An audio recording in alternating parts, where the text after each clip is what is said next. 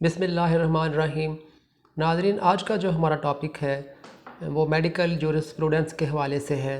आज हम पोस्टमार्टम के बारे में बात करेंगे, ये कि पोस्टमार्टम कंडक्ट करना क्यों ज़रूरी होता है और इसके किन बातों का ख्याल रखा जाता है, इसके कितने हिस्से हैं और इसका मकसद क्या है, इसकी एसेंशियल रिक्वायरमेंट्स क्या हैं और इसकी कोर्ट ऑफ लॉ में जो एविडेंशियरी वैल्यू वो क्या है। तो सबसे पहले हम देखते हैं कि जो पोस्टमार्टम उसका जो पर्पज़ है या जो उसका ऑब्जेक्टिव है वो क्या है। सबसे पहले ये देखा जाता है कि जब कोई किसी की डेथ हो जाती है जो गैर तबी हो और बाज़ दफ़ा डेड बॉडी जो होती है वो कहीं दिनों कहीं हफ्तों तक वो रिकवर नहीं होती, तो ये मालूम करने के लिए कि इस जो बंदा है, जो पर्सन है, इसकी वजह मौत क्या है और इसको कितना अरसा हो चुका है कि इसकी जो मौत वाक़या हो चुकी है। तो ये सारी चीज़ें असर्टन करने के लिए हमें पोस्टमार्टम की तरफ जाना पड़ता है। तो सबसे पहले उसका मकसद है पोस्टमार्टम का कि उसकी सबसे पहले आइडेंटिटी तय की जाती है कि जो डेड बॉडी है उसकी शनाख्त क्या है। दूसरा उसका जो मकसद है वो इसकी जो डेथ है उसको कितना वक्त गुजर चुका है, टाइम सिंस डेथ अब तक जब पोस्टमार्टम डॉक्टर शुरू कर रहा है तो कितना जो वक्त वो गुजर चुका है, इलैप्स हो चुका है। और इसकी जो तीसरी जो इसकी जो शर्त है वो इसकी जो वजह मौत के बारे में है।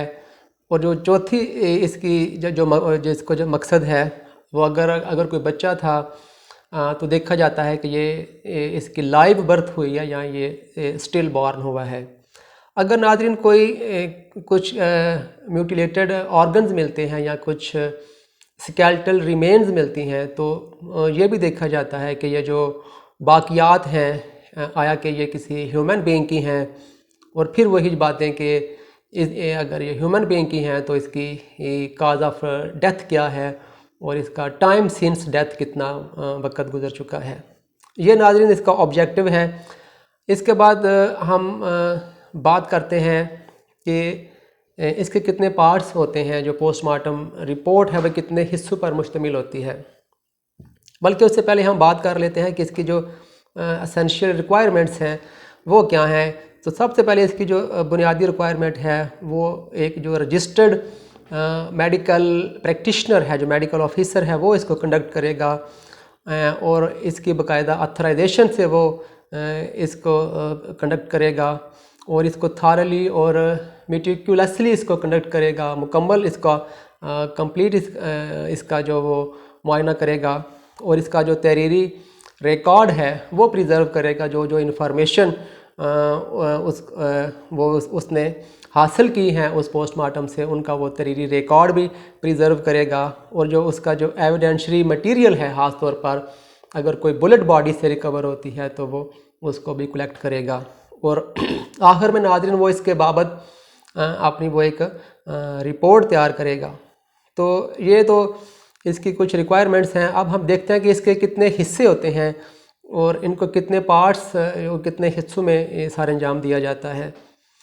तो इसके नाज़रीन 3 बुनियादी हिस्से होते हैं एक पोस्टमार्टम के। सबसे पहले इसका एक्सटर्नल जो एग्ज़ामिनेशन होता है, उसके बाद इसका इंटरनल एग्ज़ामिनेशन है और आखिर में जो एमओ है वो इसके बारे में एक अपनी जामे वो रिपोर्ट तैयार करता है और वो अपनी ओपिनियन भी देता है। तो सबसे पहले हम बात करते हैं कि जो एक्सटर्नल एग्ज़ामिनेशन है उसमें यह देखा जाता है कि जो बॉडी की जो फ़िज़िकल अपीयरेंस है वो कैसी है। आया कि ये बॉडी किसी मेल की है, किसी फीमेल की है और इसकी आँखों की क्या हालत है, इसकी गर्दन की कोई निशान तो नहीं है इस पर, किसी कॉर्ड का या किसी लिगेचर का कोई निशान तो नहीं है। आया कि ये स्टाउट बॉडी थी या कोई कमज़ोर कोई जिसामत का बंदा था और इसके हाथों की, इसके नाखूनों की ये क्या कंडीशन है। और इसके अलावा जो इसके जो जिस्म पर, जो बॉडी पर जो नेचुरल ऑरिफिस होते हैं उनकी क्या कंडीशन है वो देखा जाता है। अगर उसके जो कपड़ों का मुआयना किया जाता है کہ اس پر کوئی ڈیمیجز تو نہیں ہے، وہ کوئی ٹارٹڈ تو نہیں ہے کپڑے. تو ان ساری باتوں کا جو خیال رکھا جاتا ہے. اور یہ اس کے بعد جو اس کا جو ایکسٹرنل جو اگر کوئی انجریز ہیں تو ان کو بھی نوٹ کیا جاتا ہے. اس کے بعد ناظرین اس کا جو دوسرا حصہ ہے وہ انٹرنل ایگزامینیشن کے بارے میں ہے کہ جب باڈی کو ڈائسیکٹ کیا جاتا ہے اور وہ عام طور پر اس کو جو انٹرنل ایگزامینیشن ہے اس کے 3 حصے ہوتے ہیں. جو 3 مین جو گریٹ کیویٹیز ہوتی ہیں انسانی باڈی میں ان کا معائنہ کرنا ناظرین بہت ضروری ہوتا ہے. اس کے بغیر یہ پوسٹ مارٹم رپورٹ جو وہ مکمل نہیں ہوتی. تو ناظرین جو 3 گریٹ کیویٹیز ہیں ان میں سب سے پہلے جو اسکل کیویٹی ہے، دوسری تھوریکس کیویٹی ہے، اور جو تیسری وہ ایبڈومینل کیویٹی ہے. ناظرین ہم پتہ ہے جو اسکل کیویٹی ہے اس میں جو برین انکلوز ہوتا ہے اور وہ اسپینل کارڈ پر مشتمل ہوتی ہے. اس کے علاوہ جو تھوریکس کیویٹی ہے اس میں ہارٹ کا اور لنگز کا معائنہ کیا جاتا ہے، وہ دیکھا جاتا ہے. اور جو ایبڈومینل کیویٹی ہے اس میں ہمیں پتہ ہے کہ کڈنی کا اس کے وہ جو سٹامک ہے اس کا معائنہ کیا جاتا ہے اور اس کی جو کیفیت ہے ان اعضاء کی اس کے بارے میں دیکھا جاتا ہے. اب ایک اوورآل جو اپر اینڈ لوور جو لمز ہیں جو باڈی کے ان کے بارے میں بھی ایک رپورٹ تیار کی جاتی ہے. ان کے بارے میں بھی جو انفارمیشن اکٹھی کی جاتی ہے کہ کیا کسی جسم کی جو ہڈی یا کوئی پارٹ کوئی فریکچر تو نہیں، کوئی ڈسلوکیشن تو نہیں، کوئی ڈیزیز یا کوئی ڈیفارمیٹی تو نہیں. یہ ساری جو باتیں ہیں یہ بھی اس پوسٹ مارٹم رپورٹ میں بیان کی جاتی ہیں. تو جو آخری اس کا حصہ ہے ناظرین اس میں جو میڈیکل آفیسر ہے وہ اپنی اوپینین دیتا ہے اور اس جو سارا جو نوٹس ہیں اور رپورٹس جو وہ تیار کرتا ہے ان کو آپس میں وہ ٹیلی کرنا چاہیے. کوئی انکنسسٹنسی نہیں ہونی چاہیے، کوئی ڈسکریپنسی نہیں ہونی چاہیے تاکہ جو کورٹ آف لاء میں ہے یہ ڈاؤٹ فل نہ ہو.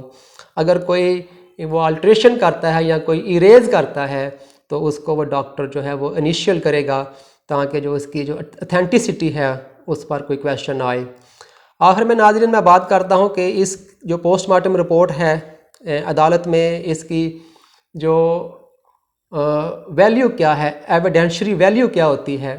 تو ناظرین یہ جس ڈاکٹر نے جس میڈیکل آفیسر نے یہ رپورٹ پریپیئر کی ہوتی ہے اس کے لیے لازمی ہے کہ وہ پرسنلی عدالت میں آ کے اس کو ایگزیبٹ کراتا ہے. اس کو باقاعدہ ایک ایگزیبٹ نمبر لگتا ہے اور اس کے بعد ڈاکٹر کو کراس ایگزامن کیا جاتا ہے.